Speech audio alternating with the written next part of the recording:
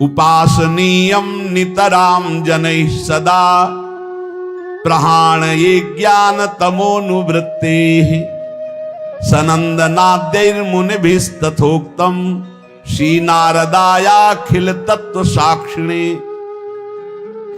अज्ञान अंधकार की परंपरा का नाश करने के लिए श्री राधा चरणारविंद की उपासना अनिवार्य है। अगर पूर्ण ज्ञान का नाश करके प्रेम में डूबना है तो श्री जी के चरणों का आश्रय लेना। गोस्वामी तुलसीदास जी बड़ी प्रवीणता से श्री जानकी जी के चरणों में जब किसी को विशिष्ट प्रेम मिला है प्रभु का, तो प्रभु की प्रियतमा से ही प्राप्त हुआ है। जनक सुता जग जननी जानकी अतिशय प्रिय करुणा निधान की। ताके जुग पद कमल मनाऊं जासु कृपा निर्मल मति पाऊं। प्रभु को निर्मल चाहिए ना, निर्मल मन जन सो मत पावा। कहां से होगा? बोले सिया जी की कृपा से होगा। प्राण प्रीतमा श्री राम जी की हे जनक नंदनी, आपके जुगल चरणारविंद की वंदना करता हूं। आप मेरी मति को निर्मल प्रेममय कर दीजिए। कभी किसी को कहीं भी विशिष्ट प्रेम, देखो हनुमान जी महाराज को सिया जी ही प्रेम दे रही। राम रसायन तुम्हारे पासा सदा रहो रघुपति के दासा। तुम्हारे भजन राम को पावे। तुम्हारे भजन, ये सिद्धांत है, सिद्धांत है। बोले अपार अज्ञान अंधकार का नाश करके परम प्रेम प्रकाशित यदि हृदय में करना है तो श्री जी के चरणों का आश्रय लो। राशेश्वरी, सर्वेश्वरी, निकुंजेश्वरी श्री लाडली जी, जो इनकी उपासना करता है, सनंदन आदि महामुनियों ने, तत्वज्ञाताओं ने यही उपदेश किया है। नारद जी आदि ने, सनक सनंदन सनातन सनत कुमार और तत्वज्ञानियों ने यही उपदेश किया है। इनकी कृपा के बिना शुद्ध तत्वबोध होना, प्रेम प्राप्त होना, यही एक स्वरूप से आत्मविद्या के रूप में विराजमान है। बिना श्री जी की कृपा के न बोध होता है न प्रेम होता है। नान्या गति कृष्ण पदारविंदात् संदृश्यते ब्रह्म शिवादि वंदितात्। भक्तेच्छयोपतसु चिन्त्य विग्रहा दचिंत शक्ते रविचिंत शासयात्। ब्रह्मा शिव आदि देवेश्वर भी जिनकी वंदना करते हैं, भक्तों की इच्छा के अनुसार जो चलने लगते हैं, देख लो ब्रह्मा शंकर आदि जिनकी चरण वंदना करते हैं और जो भक्तों की इच्छा के अनुसार चलने लगते हैं, इतने भगवान अधीन हैं अपने भक्तों की इच्छा के अनुसार चलने लगते हैं। आप सोचो ना, ये कैसे हो सकता है कि सारथी के पद में वो बैठे हुए हैं जिनके चरण रखने की चौकी को भगवान शंकर ब्रह्मादि नमस्कार करते हैं। ध्येयम सदा परिभवग्नम अभीष्ट दोहम तीर्थास्पदम शिव विरंचिनुतम शरण्यम। जो भक्तों की इच्छा के अनुसार चलने लगते हैं। एक बार अगर दुर्योधन को ठीक से समझाया जाए तो हे श्री कृष्ण, हो सकता है वो समझ सकता है। युधिष्ठिर जी ने कहा, तो जैसी आप आज्ञा करें, आप संधि के लिए जाइए। आप संधि दूत बन के जा रहे हैं। कौन? अखिल कुट ब्रह्मांडों के नायक। क्या आप अपने भक्तों की इच्छा के अनुसार चलने वाले हैं? पहले आप भक्त बनिए, पहले आप जोई जोई प्यारो करे सोई मोहि भावे, तब भावे मोहि जोई सोई सोई करे प्यारे। परम सुंदर, परम चिंतन करने योग्य, परम सुंदर लीला शरीर धारण करने वाले अचिंत शक्ति संपन्न प्रभु अब तो आपके चरणारविंद के सिवा हमारी कोई दूसरी गति नहीं है।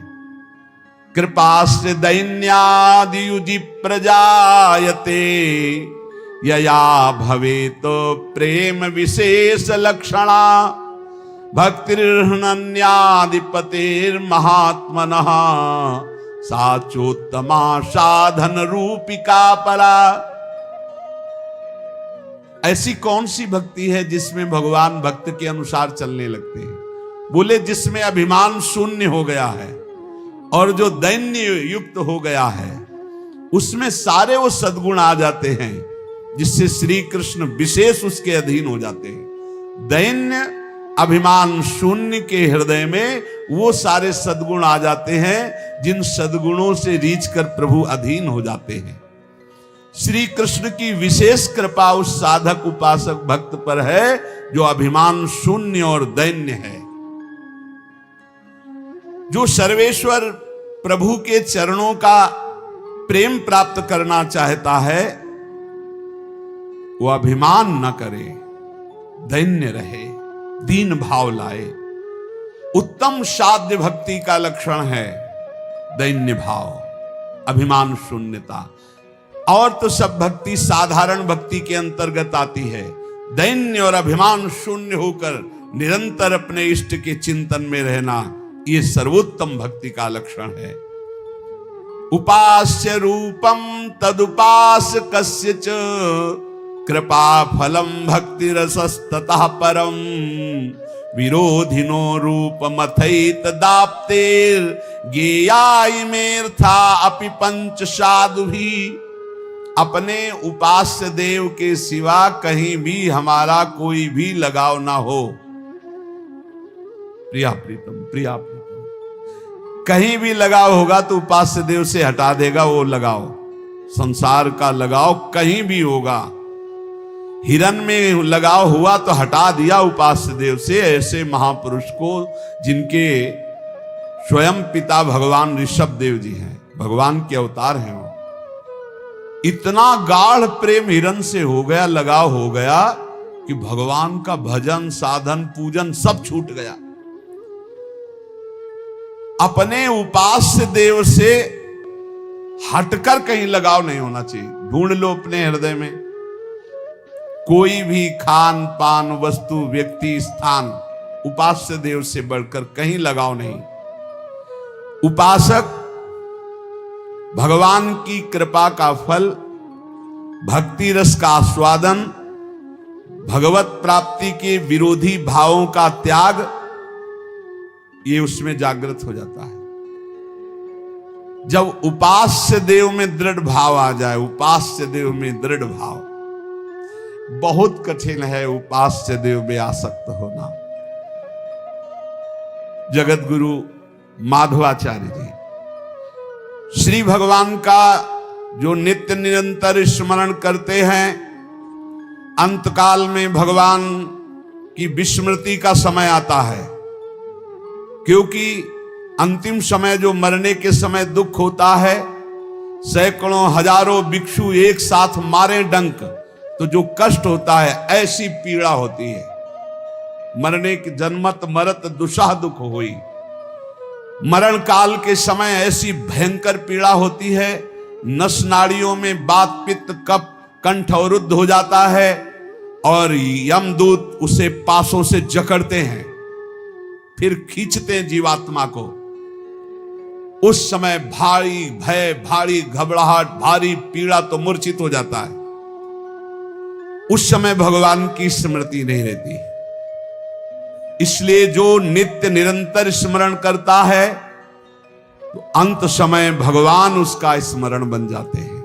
उस दुख के समय भगवान का रूप प्रकाशित होता है करुणा करके और नाम चलने लगता है, बस जीव का परम कल्याण हो जाता है।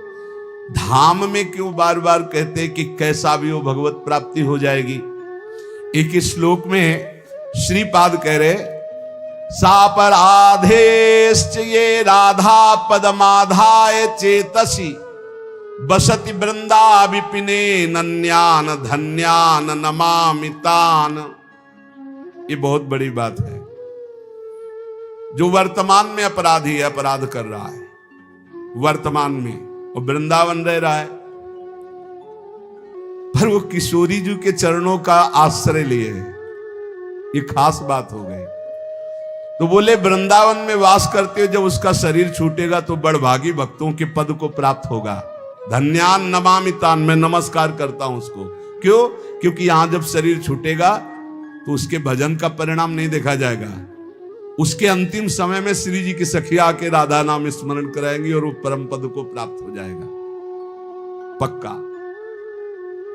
अंतिम समय सापराधाश्चे ये राधा पद माधाय चेतसी, सापराध अपराध सहित, पर वो किशोरी जी के चरणों का आश्रय लिए।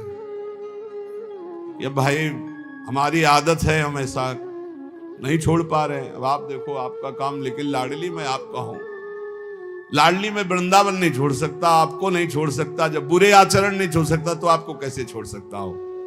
होता है स्वभाव में। आप कह सकते हो कि ऐसा कैसे हो सकता है, ऐसा होता है, होता है। स्वभाव बहुत विचित्र है, स्वभाव बहुत विचित्र। जो जैसा होता है। एक बहुत रईस घर के महात्मा थे, बड़े विरक्त थे, पर एक कपड़ा भी ना उसको एकदम ऐसे चश्मा जहां रखना, जैसे दो तीन चीजें थी। बड़े वैरागी, बड़े, पर वो बड़े घर में प्रकट हुए, पता ही नहीं चलता, किसी से आसक्ति नहीं, पर दूर से देखने से लगता था कि इनका विलासिता पूर्ण जीवन रहा है। मतलब बड़े घरों के रहे, जो जैसे अभ्यास का होता है उसका अभ्यास झलकता है। अब जैसे पूर्वाभ्यास पापाचरण का है, और उसने जान लिया कि अब मैं बहुत नीच हूं, अब मेरा कल्याण कैसे होगा।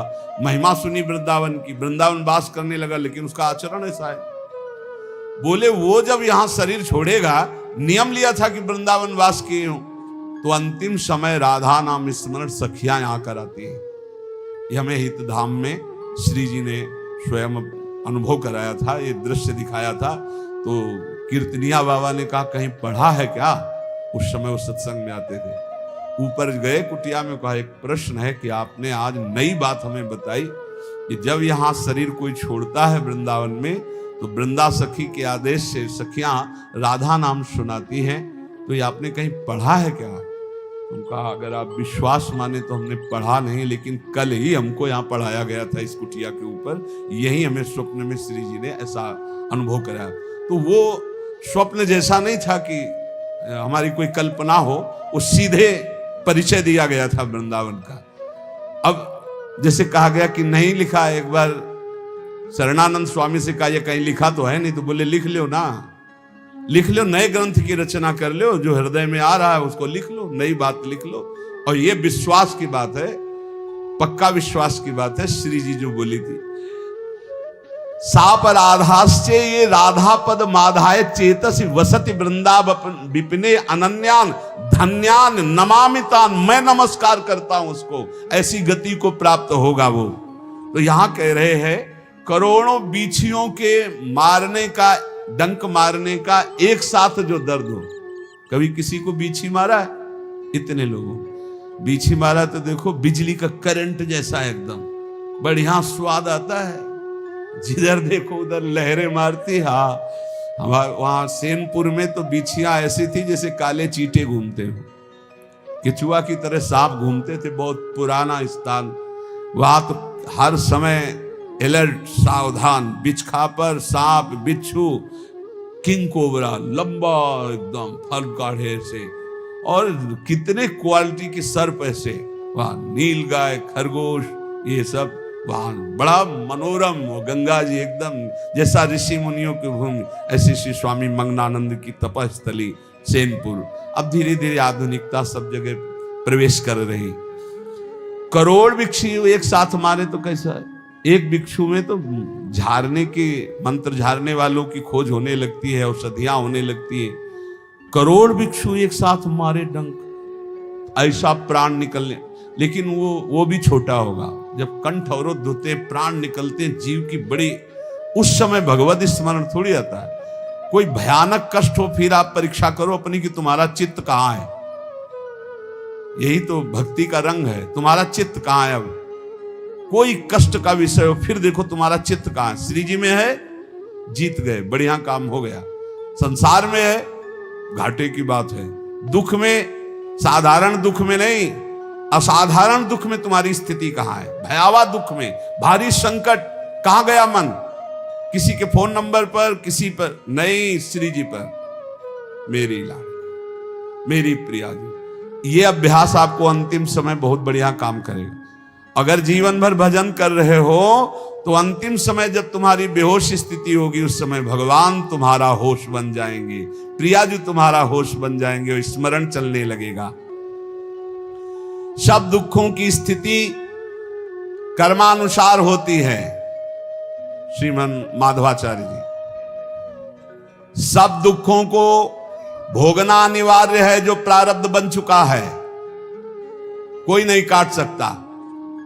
इसीलिए हम कहते हैं पाखंड में मत फंसो, ये आचार्यों की बातें समझो। शास्त्र रख के इसीलिए सामने चर्चा करते हैं कि शास्त्र में जो लिखा है, आचार्य जो कह रहे हैं, आचार्य भगवान ही कह रहे हैं। कोई जंतुर मंतुर टाल सकता है भला? भगवत ऋषि जी कह रहे हैं, आचार्यों की बात समझो। अनहोनी नहीं होई कछु, होनी मिटे न कोय। देखो सीता दशरथ अति समर्थ तहां दोए। महापुरुष जन लिखे, सुनो ध्यान से। अनहोनी नहीं होई कछु, होनी मिटे न कोय। देखो सीता दशरथ अति समर्थ तहां दोए। अति समर्थ तहां दोए, राम भरता वशिष्ठ गुरु। बोले देख लो, जो होनी होना है वो हो के रहेगा, कोई पैदा नहीं हुआ कि टाल दे। इसीलिए हम चिल्ला चिल्ला कहते कि ड्रामे में मत फंसो, नौटंकी में मत फंसो। होनी जो होगी उसे कोई टाल नहीं सकता। बोले अति समर्थ हैं भगवान श्री राम। 14 वर्ष का वनवास होता है और सीता जी का अपहरण होता है, और समर्थ भगवान को विलाप करते हुए देखा गया। हे खग, हे मृग, हे मधुकर श्रेणी, तुम देखी सीता मृग नैनी। हा सीते, कहां हो तुम? सीता जी का हरण हुआ समर्थ पति श्री राम जी, ये विधान है उनका। दशरथ जी का मरण हुआ समर्थ गुरु वशिष्ठ जी। सब विधान रचने में सर्व सामर्थ्यशाली वशिष्ठ जी। समस्त योग, ज्ञान, भक्ति सब के आचार्य वशिष्ठ जी कोई साधारण महापुरुष। कौशल्या जी का वैधव्य हुआ। कौशल्या जिनके पुत्र राम, उनको वैधव्य हुआ। जिनके पति राम, उनका अपहरण हुआ। और कौन समर्थ हो सकता है इस त्रिभुवन में? इसलिए अनहोनी नहीं होई कछु, और होनी मिटे न कोय। दूसरा उदाहरण दे रहे हैं। यदुवंशिन को नाश भयो, देखत परमेश्वर। देखते देखते भगवान के नाश हो गया यदुवंशियों का। बाएं जंघा पर दाया चरण रखे, पीपल की उसमें ऐसे बैठे हुए, सामने युद्ध हो रहा है।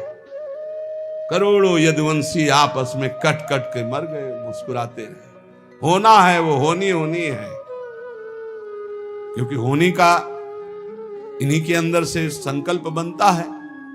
कैसे इसको समेटे? तो सांब जी के हृदय में आया। सब 9 युवक थे कि बाबा लोगों को कुछ समझ में आता है, कुछ है कि ऐसे ही जट्टा बढ़ाए घूम रहे हैं, क्या करें? बोले देखो इनकी परीक्षा ली जाए। तो सांब को दुल्हन बनाया और उनके पेट में ऐसे कड़ा बांध दी ऐसे, और धीरे धीरे पकड़कर सब सहेलियां बन के गए और दंडवत किया। बोले स्वामी जी, ये नववधू गर्भवती है, क्या होगा इसके? तो बोले बेटा, इसके वही होगा जो तुम्हारे कुल का नाश करेगा। तो ब्रह्म ऋषि देते हैं, इसी से श्राप हुआ है पूरा घर। एक छोटी सी कील बची, उसको मछली खा गई। वो कील व्याध ने अपने बाण की नोक में चढ़ाई हो, वो भगवान के चरण, भगवान से लेकर के पूरे यदुवंशियों का मेटिया मेट ये उन्हीं के संग। किसी ने सलाह नहीं ली थी भगवान से कि सांप हुआ है तो क्या किया जाए, क्योंकि उन्हीं बोले जो होना है उसे कोई टाल नहीं सकता, जो नहीं होना है वो हो नहीं सकता। यदुवंशिन को नाश भयो देखत परमेश्वर, परमेश्वर श्री कृष्ण के देखते देखते यदुवंशियों का नाश हो गया। और बोले अब परीक्षित का समय आया गिरने का, तो परीक्षित उर्ब्याल मृतक पहिरायो मौनी, वो मौन समाधि में थे, इनकी बुद्धि इतनी खराब हो गई कि मरा सर्प उनके गले में डाल दिया। तो श्रृंगी ऋषि ने साप दिया 7 दिन में तक्षक काटेगा, कोई रोक पाया? बड़े बड़े ब्रह्म ऋषियों की सभा, बड़े बड़े सब, कोई रोक पाया? इसीलिए आजकल के हमें तो सब बस इतना ही कि सबके चरणों में प्रणाम है, भगवान के स्वरूप है, पर राम कृष्ण हरि भजो, नाम जप करो, भगवान की आराधना करो, इनके नाटक में मत फंसो। कलयुग का ऐसा प्रभाव बढ़ता चला जा रहा है कि सत्य मार्ग ढकता, इनसे बढ़कर कोई समर्थ है? हम कह रहे हैं कि लघु शंका का वेग नहीं रोक सकते, डकार नहीं रोक सकते, अपान वायु नहीं रोक सकते, होनी को रोक दोगे, होनी को रोक दोगे। ऐसे ऐसे महात्मा, देखो ऋषियों ने बताया कि महाराज अब तो सब ऋषि खत्म होते चले जा रहे हैं। बोले वो 2 राक्षस हैं, वो अपने एक भाई को रांध करके खवा देता है गुप्त रूप से, समझ में नहीं आता, ऋषि जन खा जाते हैं। तब फिर वो बुलाता है वातापी, तो सबके पेट फाड़ करके वो आ जाते। वो अगस्त जी ने कहा महात्मा नहीं मरेंगे, अब हम चल रहे हैं। वो रोज महात्माओं का निमंत्रण करता था, इस तरह से महात्माओं को मारता था। साधारण वेश में एक भगत के रूप में जाता, निमंत्रण करता, बुलाता और ऐसे पदार्थ बनाता अपने भाई को काट करके छोटा छोटा टुकड़ा, जिससे किसी को समझ में ना आवे। और फिर जब सबके उधर में पहुंच जाता तब बुलाता वातापी, तो सबके पेट फाड़ करके वो आ जाता। ऐसा राक्षस था। अगस्त जी गए, जब पड़ोसन आगे, पड़ोसन बोले रुको, पहले हमें तृप्त कर लो फिर महात्माओं को। समुद्र पी जाने वाले महात्मा अगस्त जी, तो 100 200 500 महात्मा का जो बनाया था सब अगस्त जी चाट गए, पूरा पा गए। वो बड़ा भाई जो है ना बुलाया वातापी, वो बोले गए वातापी, तुम्हारे पच गए वातापी। ऐसे समर्थ समर्थ महात्मा होते हुए भी होनी को नहीं टार पाए, तो ये जो गैस नहीं रोक पा रहे हैं, डकार नहीं रोक पा रहे हैं, लघु शंका नहीं रोक पा रहे हैं, नींद नहीं रोक पा रहे, ये होनी को रोक लेंगे। अरे भाई मत फंसो, हमारी बात मान लो। इसलिए कह रहा हूं कि जो समय इधर उधर में भटकने में लगा रहे हो, घर में बैठ करके राम कृष्ण हरि जपो, राधा राधा, सब ठीक हो जाएगा। क्या ठीक हो जाएगा? आपका मन ठीक हो जाएगा, आप भगवान के भक्त बन जाएंगे, आप परमानंद में डूबने की योग्यता प्राप्त कर लेंगे। बोले इसलिए अनहोनी नहीं होई कछु होनी मिटे न कोई। यहां श्रीमन माधवाचार्य जी कह रहे हैं सुख दुख कर्मानुसार आएंगे, उनको भक्ति से मत जोड़िए, भोग लीजिए। सुख दुख जो आवे निर्विकार, अभी कल चर्चा में था तत्तेनुकंपाम सुस्मी क्षमाणो, जो हर समय भगवान की कृपा को मनाते, बड़ी कृपा, सुख दुख को भोगते रहते हैं और भगवान का स्मरण करते रहते हैं, उनको भगवान की ऐसी प्राप्ति हो जाती है परम पद की, जैसे पिता की संपत्ति का अधिकारी पुत्र स्वयं हो जाता है। इसलिए जब आपके सुख का समय हो तो खूब भगवत उत्सव मनाओ, संत सेवा करो, कथा वार्ता, दूसरों को खूब पवाओ, सुख पहुंचाओ। और जब दुख का अवसर हो भगवान के चिंतन में लग जाओ। किसी को भी सहयोग, अपने दुख की बात मत सुनाओ, केवल श्री भगवान से बात करो, तो तुम्हारा दुख का समय निकल जाएगा। दुख का समय निकलता है भगवत चर्चा से, भगवत चिंतन से, बहुत आनंदमय। शास्त्र सम्मत धर्म मार्ग में अटल रहो, कोई भी कर्म करते समय बड़े दीन भाव से भगवान का स्मरण करो। कर्म करने के पहले भगवान का स्मरण करो, कर्म पूरा होने के बाद भगवान को समर्पित कर दो।